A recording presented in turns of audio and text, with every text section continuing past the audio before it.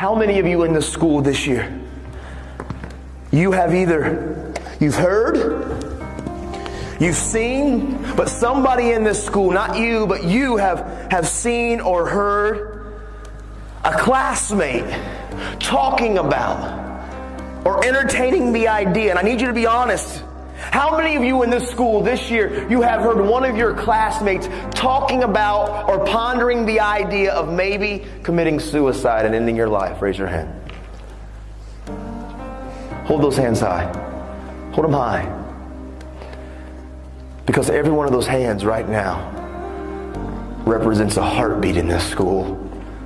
Every one of your hands represents a young man and a young lady in here that has been contemplating maybe giving up's an option.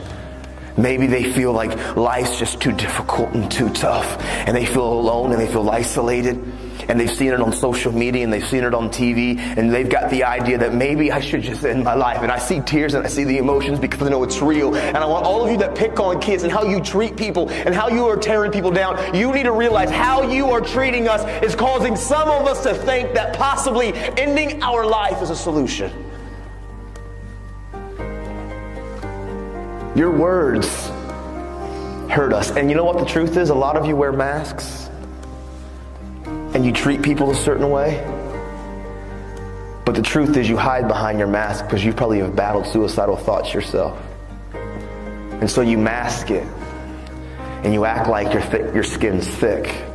But really on the inside, there's times you feel alone and feel abandoned. And I hear the tears, man. All of you listen to me, young men and young lady that's in this school right now.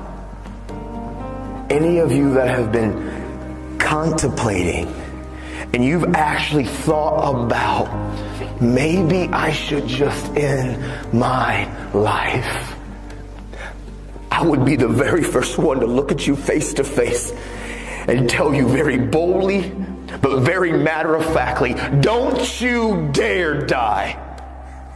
Don't you dare believe the lie that ending your life, don't you dare believe the lie that ending your life is any answer or any solution, because inside of every single one of you that have been contemplating, maybe I'm alone and I'm isolated and nobody cares about me and I feel alone, is a lie. You are not alone. You are not by yourself. There are people and friends and family and teachers, people here that believe about you. And if you end your life, and I know this is painful and it's wrong, the emotion is here, but these are real issues that you and I and we are struggling with, and you need to understand, every one of you that have been contemplating and even embracing or entertaining the idea, you need to know inside of every one of you is something so special and so great. And if you rob yourself of what you were destined to be, if you and listen, you know why I talk about suicide? I talk about suicide not because I read books about it, because I wanted to talk about it. I didn't want to get educated about suicide, so I wanted to learn about it. I talk about it because I know when those kids, how they treated me and the words they used to say to me. I know what it was like when I was living with my sister and she went to work and I climbed up into the garage when she was gone and I climbed that ladder and I grabbed that rope. I know what it's like to be on the brink. And I'm telling all of you in here, young men and young ladies that have been battling some of these thoughts, it's a lie. Look at me. And I can spot out many of you that I know that these are the thoughts that you've battled with this year. They're lies. Don't you dare rob you of what you're born to be. Listen, you're not alone. There are many of us that battle these same thoughts, these same pains, these same struggles.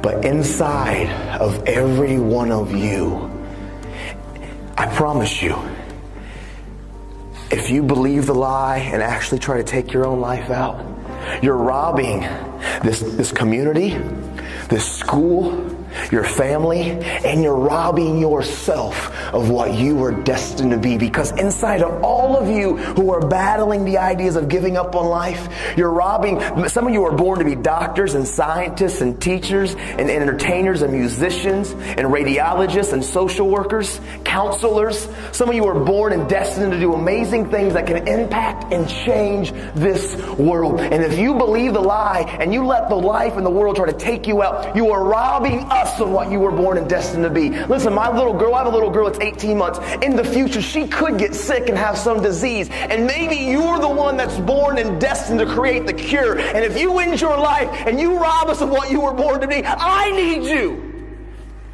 And those next to you need you. You're not alone. Don't believe those whispers and don't entertain those thoughts.